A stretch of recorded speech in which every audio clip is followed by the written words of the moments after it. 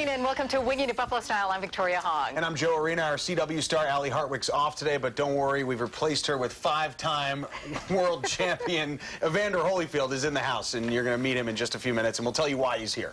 He's like right there, and I'm very nervous because he's just within arm's reach.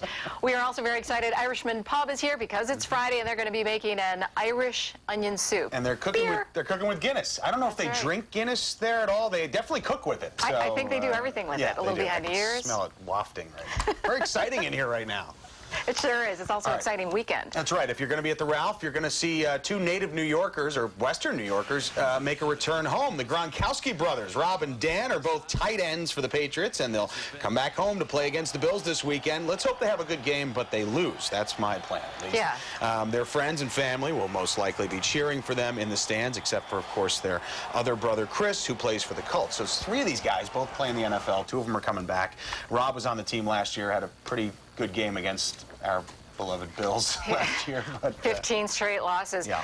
And their third brother is with Indianapolis. That's right. He was let go and then quickly picked up. And yeah, it runs in the blood in that family. What are the stats of having three NFL, your sons, in the NFL at one time? I think it's very few, if not any. I'm not totally sure. I know you've got the Manning brothers. They both, well, the three of them, though. But Dad played. Right. They didn't all play at the same time, though. So I don't think that ever happened. But I don't know.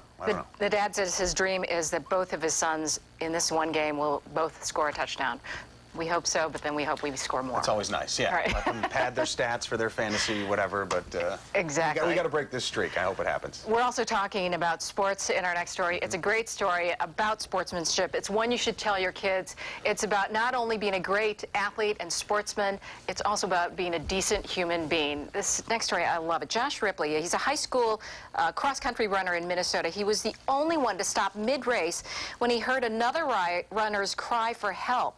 He picked up the runner, carried him half a mile back to his coaches, and then went and started the race over and finished the 3-mile race. And he can't understand, he said, why he's getting all this attention for doing such just the right thing. Well, he's getting the attention because he's the only one that stopped and helped, and obviously you're in a heated race and you don't have time to really look around at what's happening. But he did. He took a moment and helped the guy and ran an extra mile to do it. And it was a serious injury because the kid had gotten scraped. Yeah. And he said he could see his bone in the ankle by another runner's spikes. That's right. Yeah. So, great deed. I love those kind of stories. Yeah, the more exposure for that kid, the better, I'd say. That's right. Story. All right. We really like this next story. We have to tell you about really quick before we bring the five-time champ out onto the stage here. Over at the Buffalo Zoo, usually you go and look at the animals, and they're just fun to look at. Well, last night, they auctioned off some art that the animals created themselves, or had a play in there. There you go. That's animal art, and that's a footprint right there you're looking at. Most of the paintings, as we just said, are paw imprints, but they looked really good, and I'm sure the sales were happened pretty well, and that was down at the Pearl Street Brewery. I think they do a great event every year, but how do you think they got on those wine glasses? Which animal do you think they got to do that? Like an alligator? The one that just sits there? I don't know, a giraffe with a we'll get back to you on that one. in its mouth. I have no idea. All right.